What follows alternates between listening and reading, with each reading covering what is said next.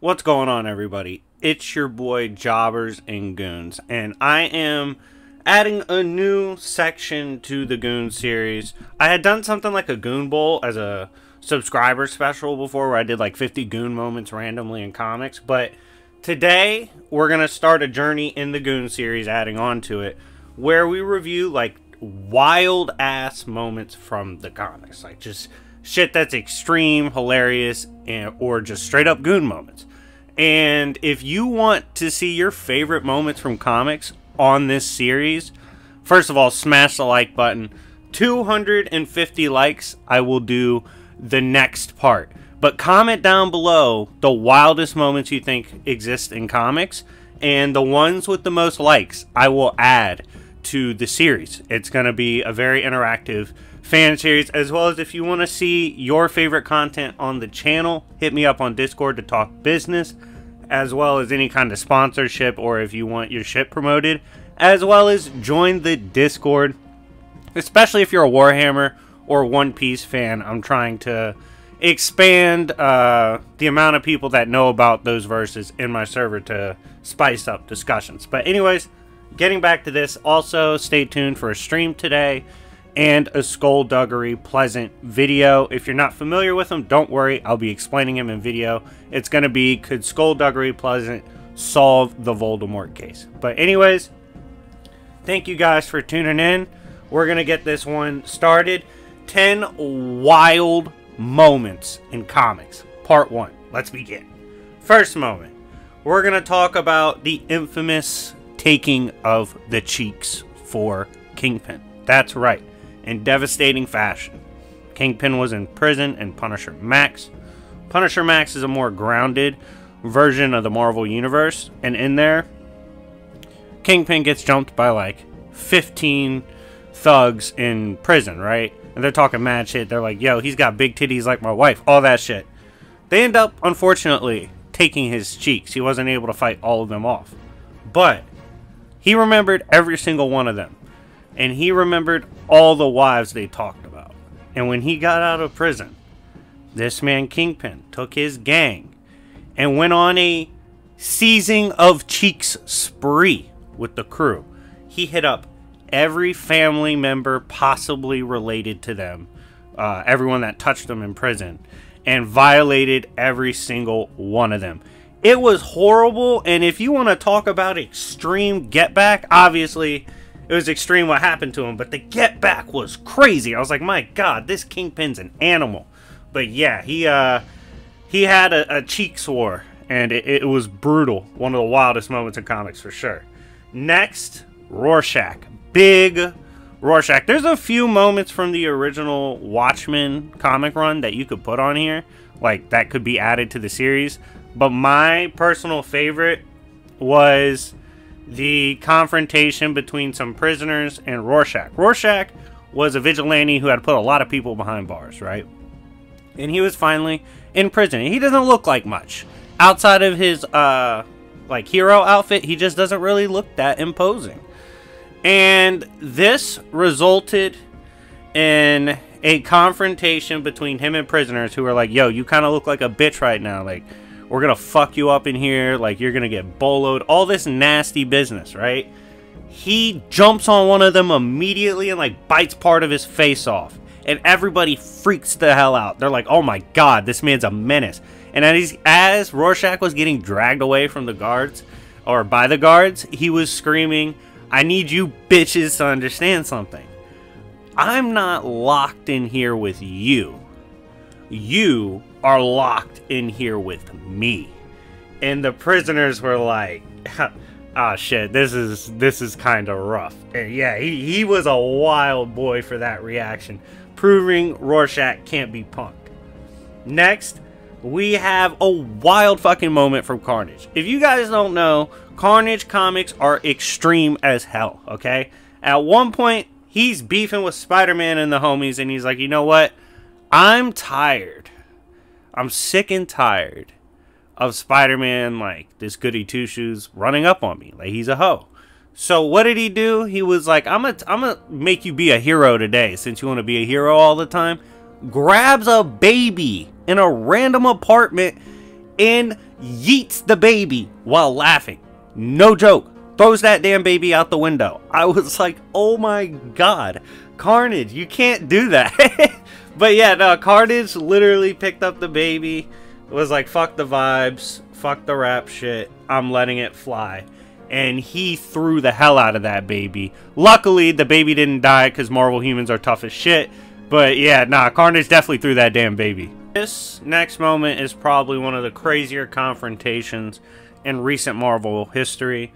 This was a matchup between Uranos and Legion. Uranos is the wild-ass old uncle of Thanos who pulls up on Krakoa and mutant kind and lets them know shit ain't sweet, right? Just gets to putting paws on people immediately. Well, this eventually leads to a confrontation between him and Legion. Legion being one of the strongest beings in existence. And Legion is like, yo, let's take this outside.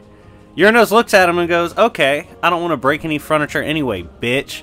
And they go and fight in like an abstract realm with multiverses of possibilities floating around, archetypes, ideas. Eventually, Uranos figures out that Legion has some fucking trust issues because of his mind and finds a weakness and gets the drop on him. But we do later find out Legion wasn't going all out because he was scared to. But regardless, this was a wild moment in comics as we saw two monsters clash in terms of scaling. Next, we have Doomsday. This is a Doomsday moment that I felt had to be in part one because this is one of the most controversial ass whoopings we've seen. Like, this was an ass whooping that let off a series of debates on just how strong Doomsday is, right? Like, even the author had to get involved on Twitter. So, Doomsday was making his Hall of Fame run, right? He's spinning the block, fucking people up, going to look for Superman to beat his ass up again, right? Like, he's on a mission. Doomsday, we all know he's a big dog, right? But he pulls up on Apocalypse. And shit immediately gets weird. Like, Darkseid's having his forces respond, but Doomsday's kind of catching bodies anyway. Shit's looking kind of suspect. We're talking a potential evacuation of Apocalypse, which is crazy. Darkseid pulls up on Doomsday himself, right? Hits him with Omega Beams. Thinks he clutched a W. He's like, nothing's going to survive that because that was actually like a legit Omega Beam attempt. Doomsday survives that bitch. He then gets up and mauls Darkseid. I'm talking about drags his dumb ass, just ripping him apart. And Doomsday's like, oh my god. So that, like, led a series of people to be like, oh, that wasn't the real Darkseid, that was a pseudo Darkseid, all this stuff. Then the author was like, nah, that was the real Darkseid. And that started an even bigger shitstorm. Regardless, it's just proof. This ass whooping from Doomsday to Darkseid, one of the wildest moments in comics for sure. Next is a moment you will be seeing again on this channel soon when I drop my Immortal Hulk Part 2 comic review. Excited to do that one, of course. It'll be covering issues 6 to 10, which had some crazy moments in the Immortal Hulk run. But this moment was in a confrontation between the Avengers and Devil Hulk, in which they're convinced he's gone mad because, you know, he's fucking wild, and I'm not gonna lie. And they pull up on him, and he's on some weird shit, right? Devil Hulk is like almost poetic in the way he speaks sometimes, and it throws people the fuck off because it's Hulk. And Thor and him are about to get into it. He slams Thor with a hook from hell, a check hook from hell. And Thor almost died from that bitch. It was so bad. He sat down and he said, yo, I'm fucking concussed. He was like, I fought a lot of shit in my life. I've never been hit like that, ever. It's like Thor has fought eternity to multi-eternity threats and taken blasts and hits from them. But a check hook from Devil Hulk is like that? Crazy. Absolutely nuts. Like, I don't know. This was a wild-ass moment to me, and I had to add it to the list. Next, we have the infamous Spectre moment. If you guys are a fan of the channel, you know about this Spectre moment from a long time ago. Spectre witnessed an assault in the park, right? And he stopped it. He punished a person for assault. But the assault was happening because the dude was a homophobe, right? Like, he saw some gays. And he was like, that's gay. And he started beating them up. And Spectre's like, yo, you can't just beat random people up. And so he fucked the guy up. But then the gay people were like, yo, Spectre. And he turned around and was like, what up? And they're like, why did you punish him for assault? He was also, like, beating us up because we're gay. Like, that's homophobe. Like, hatred of gays is bad. Don't you love gays? Like, what's up? Like, is there beef? Like, I'm not gonna lie, the gay dude was pressing the shit out of Spectre. And Spectre just looked at him. It was a horrible PR moment for Spectre. So not only this happens, right? At this point, Spectre's confused. He's like, I don't actually know if I'm cool with gays. Like, I never been asked that before. He flies to heaven. Like a high outer versal distance. Michael's like, yo, Spectre, why are you here? You know I can't let you into heaven. Like, why the fuck did you come here? Are you trying to fight me again, bro? Like, I don't want to brawl again, bro. And Spectre's like, no, Michael, I have a fucking question. And Michael's like, all right, go for it. And he goes, are there gays in heaven? Basically, like, are the gays cool? And Michael's like, Spectre, you flew here to ask me that shit? And Spectre's like, yeah, I don't know if we have beef with gays or not. Like, I don't know what the vibes are. And Michael's like, dude, this is a high outer versal realm. Concepts like being gay doesn't exist here. We're above that. That's like a human thing. Like gay, heterosexuality, all that shit, that's human stuff. We're way beyond that. You're an idiot for asking that. And he just was like, my fault, OG. And dips back. And tells the gays, he's like, never mind. We're cool. And then he goes on to fight and beat up the concept of gays. It's amazing. If you guys want to see me do a comic book review of the 92 Spectre run, where I just go back and discuss, like, the whole run, because it's on top of the top tier accidental comedy, it has amazing moments. So definitely let me know if y'all want to see that in the comment section down below. Next, we have Sinestro giving Superman hope. This is wild just by the title alone. You're probably like, what is he talking about? New 52 Sinestro. Planet was getting taken down by the gray heretics, basically. Warhammer shout out. But these beings, I forget their names off the top of my head, they were Pale Bishops. Pale Bishops, that's who they were. The Paling arrived on Earth. It's non-emotion. It completely anti-emotion. Just no emotion at all. They're boloing everybody on Earth. Wonder Woman's going down. Everybody's going down. Superman even gets taken down. The people see Superman go down, the one for hope, and they're like, shit, we have no hope anymore. And then all of a sudden, while Superman is down, he hears citizens go, everybody, we're fine. The heroes are here. And they look up to see the Orange Lantern Corps arriving to save the day. And not the orange, the yellow lantern. I fucked that cinematic up, didn't I? But anyways, it was the yellow, damn it. You knew that because of Sinestro. And he slides down and gives a bunch of people orange rings to give them hope to fight back in battle using their conquering with the yellow rings of fear, right? And this included Superman, who got a yellow ring and started bawling. So it's like, yo, Sinestro low-key gave Superman hope. And the fact that occurred, crazy and low-key awesome. Next, we have Spawn sending a message to the clan. This is an iconic moment to me. One of the best moments in all of the Spawn run. Spawn does not like the KKK. Understandably so. He was black before he was, taking up the mantle of a Hellspawn. And he runs into the clan as Spawn.